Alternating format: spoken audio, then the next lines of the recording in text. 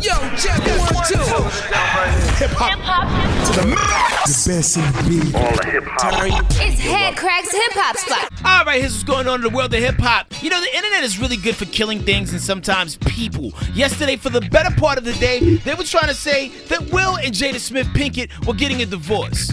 Something that's not cool, especially if it's something that somebody made up and threw that out there. They even went as far as saying, oh man, they got like, this world famous, divorce lawyer and attorney involved in a situation to help dissolve the marriage, man, and they got to split up these millions of dollars. Later on yesterday, Will Smith took to the internet to dispel these rumors because he's a stand-up kind of dude. He says, under normal circumstances, I don't usually respond to foolishness because it's contagious. But so many people have extended me their deepest condolences that I figured, what the hell, I could be foolish too. So in the interest of redundant, repetitious, over and over again-ness, Jada and I are not getting a divorce. I promise you all, if I ever decide to divorce my queen, I swear I will tell you myself. Hashtag, dumb people should have to wear Scarlet D's. Wow. I like redundantness, whatever the word was. Okay. Yeah, it seems like once a year that rumor comes out that, Will and Jada Pinkett Smith are getting a divorce, and like it always turns out to be false. Somebody wants Jada, that's all. I could dig that, but it's just like it's one of those relationships, like if they don't work out, who will? Right. 17 years in. Right. You know what I'm saying? Gwen Stefani and Gavin Rossdale getting a divorce, though. She's from No Doubt. Yeah. Really? Every now and then, black people rock with her.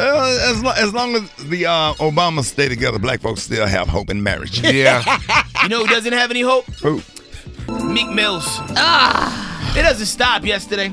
There was an attack at OVO Fest in Toronto. It's this big festival that Drake puts on. He does it for the people. Right. Because he's the people's champion. He performed not one of the songs where he dissed Meek Mill, performed 2 of them. And then even threw a little couplet out there to remind them that he doesn't want future problems. Here's what he said. Dealing with these make it take a lot. Being said, chasing won't be taking shots. Look, man, I said, you don't want that 3P. You don't want that 3P. He told Meek that he doesn't want that 3-peat. Now, a lot of people were trying to do GoFundMe accounts to get Meek Mill, like, a ghostwriter to write, like, a new song. But you know what we really need to get Meek Mill, money for? What? A daggone time machine.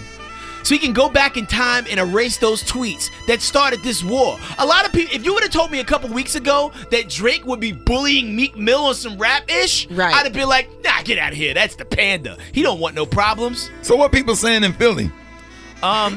He's probably gonna have to move with his uncle and auntie in Bel Air at this point. Because that's the type of bullying that Meek Mill is getting. That's good.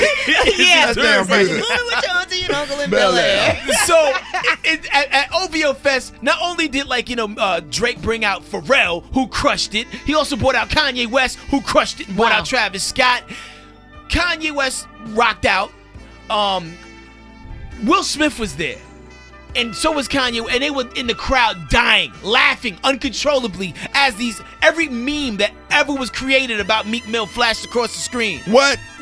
At this point, the only thing Meek Mill can do is take a note from, remember in Above the Rim when Birdie handed Wood Harris the gun and said, hey, you know what you have to do? Not saying that he needs to go shoot Drake, but really, it's the only way out. Either that or get that time machine, Playboy. Yeah. Because it's rough out here in these streets. Yeah. You don't think he have a chance? No. Because the only thing Meek Mill can do at this point is be like, yo, bro, you got me. And even if he does that, it's over. Because never in the history of historical history has a person ever said you got me and the money continued to flow in. Right, so that's going to mess up his sales. Yes, it is, in the long run. Like real talk. He's going to be a punchline. At the end of Meek Mill's last record, he said, this, that Ja Rule and 50 Cent? Well, guess what, Playboy? You Ja Rule. Wow. You came to a fist fight in sandals.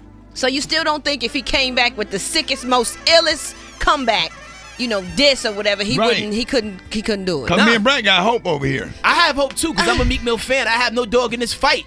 But it just didn't go the way it was expected to. Meek Mill had every opportunity to win. Like, you're battling a guy who you can prove has ghostwriters. You're battling a guy who was on Degrassi High. He's from Canada. You should have won, but you didn't. You tried to knock out the boxer and you punched the ref. That's it for me. For this and other stories, so follow them on Twitter and Instagram, HEADKRACK. Coming up next hour, Chris Brown is like, listen, I am a good father. No, man. Appreciate that, Headkrack. No problem.